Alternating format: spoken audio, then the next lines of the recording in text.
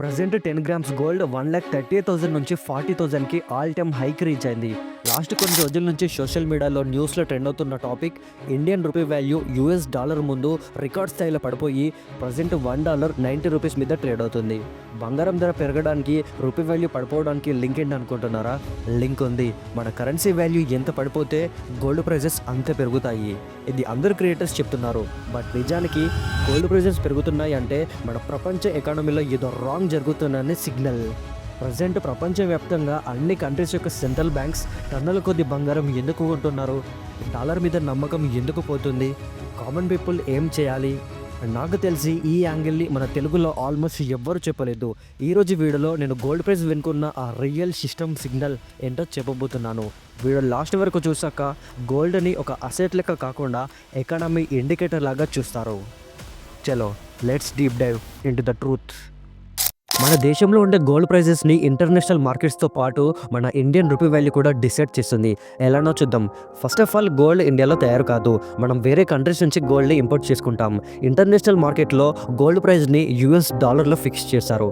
For suppose 1 gram gold $100 ఉంది. $1 $8 ఉన్నప్పుడు 8,000 rupees అవుతుంది. బట్ ప్రజెంట్ $1 90 ఉంది కాబట్టి 9,000 రూపీస్ అవుతుంది. సో ఇక్కడ మీరు చూస్తే మన రూపీ వాల్యూ పడిపోవడం వల్ల ఎక్స్ట్రా 1,000 రూపీస్ ప్రైస్ పెరిగింది.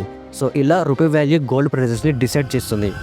గోల్డ్ ప్రైజెస్ పెరగడానికి కారణం నేను ముందు చెప్పిన ఎకానమీ సిగ్నల్ డాలరైజేషన్. ఇది తెలియాలి అంటే ముందు ఫారెక్స్ రిజర్వ్స్ అంటే ఏంటో తెలియాలి. ప్రతి దేశం వాళ్ళకి కావాల్సిన గూడ్స్ కోసం ఇంపోర్ట్స్ అండ్ ఎక్స్పోర్ట్స్ చేస్తుంది. అలా ఇంపోర్ట్ అండ్ ఎక్స్పోర్ట్ చేసేటప్పుడు సొంత కరెన్సీతో కాకుండా ప్రపంచం మొత్తం వాడి కరెన్సీతో ట్రేడ్ చేయాలి. అదే యుఎస్ డాలర్. అందుకే ప్రపంచంలో అన్ని కంట్రీస్ ఇంపోర్ట్ అండ్ ఎక్స్పోర్ట్ కోసం యుఎస్ డాలర్స్ని రిజర్వ్స్ రూపంలో దాచుకుంటారు. వాటినే ఫారెక్స్ రిజర్వ్స్ అంటారు. ఈ ఫారెక్స్ రిజర్వ్స్ మొత్తం యుఎస్ డాలర్లోనే కాకుండా గోల్డ్లో ఉంటుంది. వేరే కరెన్సీ లైక్ యువాన్, రూబే, యూరో కరెన్సీలో కూడా ఉంటాయి. ప్రజెంట్ ఇండియా ఫారెక్స్ రిజర్వ్స్ చూస్తే టోటల్ $688 to $700 బిలియన్ ఉన్నాయి. వాటిలో 80% foreign currencies like dollars, euro ఉన్నాయి. 15% గోల్డ్ ఉంది. ఇదంతా ఇప్పుడు ఎందుకు చెప్తున్నానంటే ఒక్కసారి మీరు ఈ రిపోర్ట్ చూడండి. 2019లో మన దగ్గర ఉన్న రిజర్వ్స్లో 92% ఫారిన్ కరెన్సీసే ఉన్నాయి. గోల్డ్ 6% మాత్రమే ఉంది. ఇక్కడ మీరు ఒకసారి ఈ రెండింటిని కంపేర్ చేసి చూడండి. మన ఇండియన్ గవర్నమెంట్ గత కొన్ని సంవత్సరాల నుంచి గోల్డ్ రిజర్వ్స్ని పెంచుకుంటూ వస్తుంది. ఇక్కడ కేవలం మనమే కాకుండా ప్రపంచవ్యాప్తంగా ఉన్న అన్ని పెద్ద కంట్రీస్ గత కొన్ని సంవత్సరాల నుంచి డాలర్స్ని అమ్ముతూ గోల్డ్లోకి కన్వర్ట్ చేసుకుంటున్నారు. ఈ 2025లోనే మన ఇండియన్ గవర్నమెంట్ యూకే నుంచి 100 టన్నుల గోల్డ్ కొంది. చైనా మంత్లీ 30 టన్నుల గోల్డ్ కొంది. టర్కీష్ 80 టన్నుల గోల్డ్ కొంది. రష్యా 150 టన్నుల గోల్డ్ కొంది. ప్రజెంట్ మన ఇండియా దగ్గర 850 టన్స్ ఆఫ్ గోల్డ్ ఉంది. చైనా దగ్గర 2200 టన్స్ ఆఫ్ గోల్డ్ ఉంది. రష్యా దగ్గర 2500 టన్స్ ఆఫ్ గోల్డ్ ఉంది. జపాన్ దగ్గర 845 టన్స్ ఆఫ్ గోల్డ్ ఉంది. ఇలా ఒక్కసారి ప్రపంచవ్యాప్తంగా ఉన్న అన్ని పెద్ద కంట్రీస్ గోల్డ్ని ఎందుకు కొంటున్నారో మీకు కరెక్ట్ రీజన్ తెలియాలి అంటే మనం కొంచెం పాస్ట్లోకి వెళ్ళాలి. ఇప్పటి నుంచి వీడియో చాలా ఇంట్రెస్టింగ్గా ఉండబోతుంది. చాలా కేర్ఫుల్గా వినండి. ఈ స్టోరీ మొదలైంది 1940sలో. అప్పటికే World War I అయిపోయింది. World War II జరుగుతుంది. ఆ టైంలో బ్రిటిష్ వాళ్ళు చాలా స్ట్రాంగ్గా ఉండేవాళ్ళు. But World War I and II అయిపోయేసరికి వాళ్ళ దగ్గరున్న సంపద ఆల్మోస్ట్ అయిపోయింది. వాళ్ళ సిచ్యువేషన్ ఎలా అయ్యిందంటే కోలుకోవడానికి కొన్ని సంవత్సరాలు పట్టేటట్టు. బ్రిటిష్తో పాటు ప్రపంచవ్యాప్తంగా ఉన్న ఎన్నో కంట్రీస్ కొలాప్స్ అయిపోయాయి. ఇక్కడ గమ్మత్ ఏంటంటే అన్ని కంట్రీస్ ఒకలా ఉంటే అమెరికా మాత్రం తెలివిగా యుద్ధం చేయలేదు. ఒక పక్క అన్ని పెద్ద కంట్రీస్ ఒకరికొకరు కొట్టుకొచ్చేస్తుంటే అమెరికా మాత్రం వాళ్ళ క్యాపిటల్ అండ్ మ్యాన్ పవర్తో అన్ని గుడ్స్ని మ్యానుఫ్యాక్చరింగ్ చేసింది. Cotton, wheat, rubber, automobiles, machinery, weapons ఇలా థౌజండ్స్ ఆఫ్ గుడ్స్ని యుద్ధం చేసే రిచెస్ట్ కంట్రీస్కి సప్లై చేసింది. ఇక దాంతో యుఎస్ ఎకానమీ బూమ్ అయింది. ఈ గ్రాఫ్ చూడండి. 1913లో అమెరికా ఎక్స్పోర్ట్స్ $2.4 బిలియన్ ఉంటే 1917లో $6.2 బిలియన్ పెరిగింది. సేమ్ ఇలాగే World War IIకి కూడా అమెరికా అలానే చేసింది. సో అలా 2 వరల్డ్ వార్స్ అయిపోయేసరికి అన్ని కంట్రీస్ కొలాప్స్ అయ్యి కోలుకునే సిచ్యువేషన్లో ఉంటే అమెరికా మాత్రం ఎంత సంపాదించిందో తెలుసా? ప్రపంచవ్యాప్తంగా ఉన్న 100% గోల్డ్లో 75%, ఐ రిపీట్ 75% గోల్డ్ అమెరికా దగ్గరే ఉంది. ఈ గ్రాఫ్ చూడండి.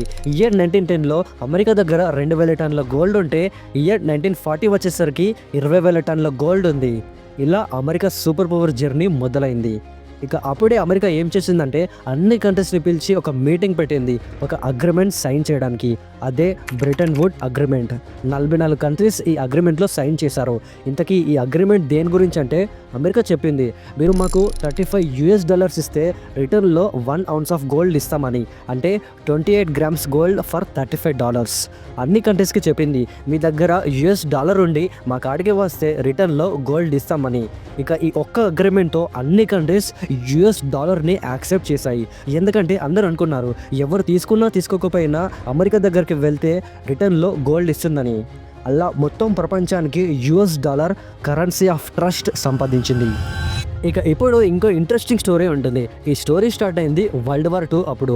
Russia, Britain, US versus Japan, Italy, Germany యుద్ధం జరుగుతుండగా సౌదీ అరేబియాలో అరేబియన్స్ మాత్రం మంచిగా ఇసుకలో చిల్లవుతూ ఉన్నారు. కానీ వాళ్ళకి తెలియదు ఏంటంటే ప్రపంచంలో లార్జెస్ట్ గోల్డ్ మైన్ మీద నడుస్తున్నామని. ఆ టైంలో అంటే 1930sలో కేవలం అమెరికా అండ్ బ్రిటిష్ దగ్గర మాత్రమే ఆయిల్ని తవ్వే మిషన్స్ అండ్ టెక్నాలజీ ఉంది. ఇక ఇయర్ 1938లో అమెరికాకు చెందిన ఒక కంపెనీ ప్రపంచంలో అతిపెద్ద ఆయిల్ రిజర్వ్ని సౌదీ అరేబియాలో కనిపెట్టింది. అయితే ఆ టైంలో ఇటలీ కంట్రీ సౌదీ అరేబియా మీద అటాక్ చేసింది US మిషన్స్ని నాశనం చేయడానికి. సౌదీ అరేబియా చాలా ఇబ్బంది పడ్డారు. ఇక అప్పుడు మళ్ళీ అమెరికా ప్రెసిడెంట్ అయిన ఫ్రాంక్లిన్ రూజవెల్ట్ తెలివిగా ఆలోచించి సౌదీ అరేబియా కింగ్తో ఒక మీటింగ్ పెట్టాడు. ఇయర్ 1945లో ఒక అగ్రిమెంట్ పెట్టుకున్నారు. ఆ ఒక్క అగ్రిమెంట్ డాలర్ చరిత్ర మార్చింది. ఇంతకీ అగ్రిమెంట్ ఏంటంటే అమెరికా ప్రెసిడెంట్ చెప్పాడు, ఇప్పటి నుంచి మీ కంట్రీకి ఫ్యూచర్లో ఎలాంటి అటాక్స్ రాకుండా మేము కాపాడుతాము, మిలిటరీ ప్రొటెక్షన్ ఇస్తాము, మిలిటరీ ఎక్విప్మెంట్ ఇస్తామని. బట్ బదులుగా ప్రెసిడెంట్ ఒక్కటే అడిగాడు, క్రూడ్ ఆయిల్ని కేవలం $లో మాత్రమే అమ్మాలని. ఇక సౌదీ అరేబియా అగ్రిమెంట్కి ఒప్పుకుంది. ఇక 1960sకి వచ్చేసరికి ఆయిల్ ప్రొడ్యూస్ చేసే కంట్రీస్ అన్ని డాలర్స్లో ట్రేడ్ చేయడం స్టార్ట్ చేశారు. సో ఇప్పుడు క్వశ్చన్ ఏంటంటే ఈ అగ్రిమెంట్ $, డామినేట్ చేయడానికి ఎలా హెల్ప్ అయింది? ఇక్కడే థర్డ్ ఫేజ్ స్టోరీ ఉంటుంది. మీకు గుర్తుందా, బ్రిటన్ వుడ్ అగ్రిమెంట్ ప్రకారం మీ కరెన్సీ కాకుండా డాలర్ కరెన్సీ వాడుతూ అమెరికా దగ్గరికి వెళ్తే రిటర్న్లో గోల్డ్ ఇస్తామని చెప్పింది. బట్ ఒకసారి గ్రాఫ్ చూడండి, 1950లో 22,000 టన్నుల గోల్డ్ అమెరికా దగ్గర ఉంటే 1970 వచ్చేసరికి 10,000 టన్నులు మాత్రమే ఉన్నాయి. ఇక మీరే అర్థం చేసుకోండి ఏ లెవెల్లో డాలర్ని వాడారో. అందుకే ఇయర్ 1973లో అమెరికా ప్రెసిడెంట్ చెప్పాడు డాలర్ రిడీమ్ చేసి ఇక్కడ నుంచి గోల్డ్ ఇవ్వమని. ఇక ఆ అగ్రిమెంట్ క్యాన్సిల్ అయిపోయింది. ఇక ఇప్పుడు అన్ని కంట్రీస్కి వాళ్ళకు నచ్చిన కరెన్సీతో గ్లోబల్ లెవెల్లో ట్రేడ్ చేసే ఆపర్చునిటీ వచ్చింది. ఇంతకుముందు ఎందుకు లేదంటే అన్ని కంట్రీస్కి ఒక నమ్మకం ఉండేది డాలర్ యూజ్ చేస్తూ రిటర్న్లో గోల్డ్ తీసుకోవచ్చని. కానీ అమెరికా ఆ డీల్ని క్యాన్సిల్ చేసింది. బట్ వెయిట్, ఇప్పుడు అన్ని కంట్రీస్కి గ్లోబల్ లెవెల్లో ట్రేడ్ చేయడానికి వాళ్ళకి నచ్చిన కరెన్సీ యూజ్ చేసుకునే ఆపర్చునిటీ వచ్చింది. సో ఇప్పుడు క్వశ్చన్ ఏంటంటే what could your currency by in the global market? మీకు ఇంతకుముందు స్టోరీ గుర్తుంటే ఒక $తో గ్లోబల్ మార్కెట్ నుంచి ఏం కొనగలం? It is the most valuable commodity in the world, oil. So ఇక అన్ని కంట్రీస్ వాళ్ళకి తెలియకుండానే వాళ్ళ ఫారెక్స్ రిజర్వ్స్లో చాలా వరకు డాలర్సే ఉంచుకున్నారు. ఎందుకంటే సౌదీ అరేబియా నుంచి ఆయిల్ కొనడానికి. And also at the same time other currencies like euro, yuan ప్రపంచం ట్రేడ్లో కొంచెం పాపులర్గా ఉన్నాయి.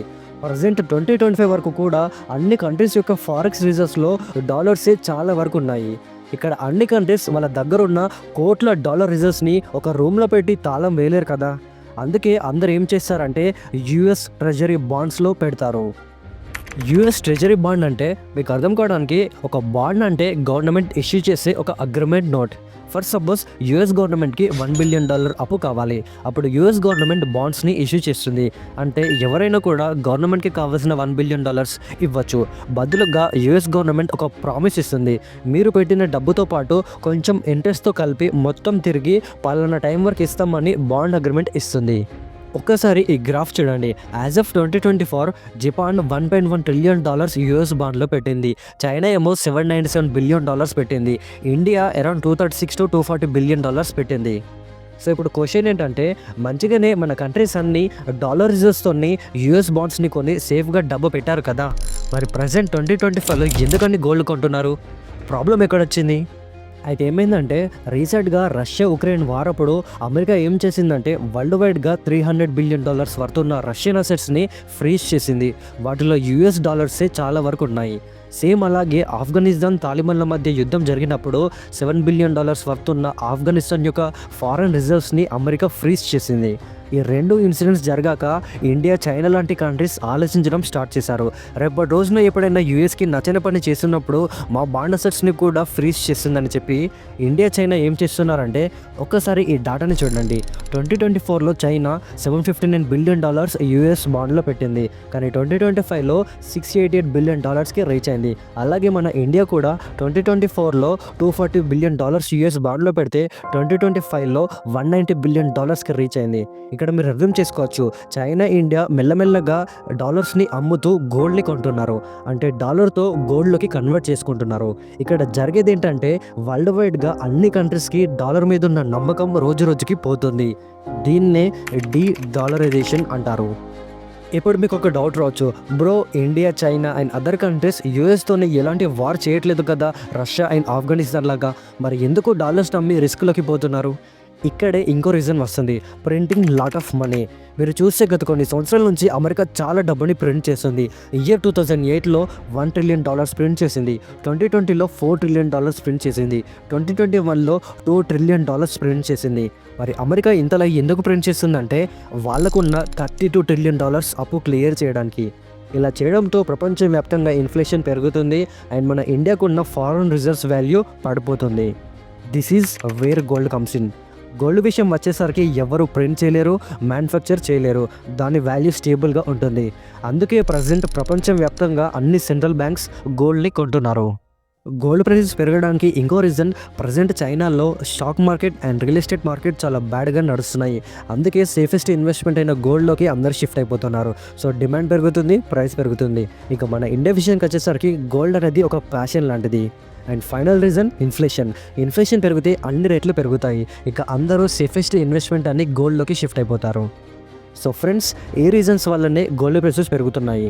ఈ వీడియో నచ్చినట్టయితే లైక్ చేసి షేర్ చేయండి. వాళ్ళని నెక్స్ట్ వీడియోలో కలుసుకుందాం. Stay tune. జై హింద్.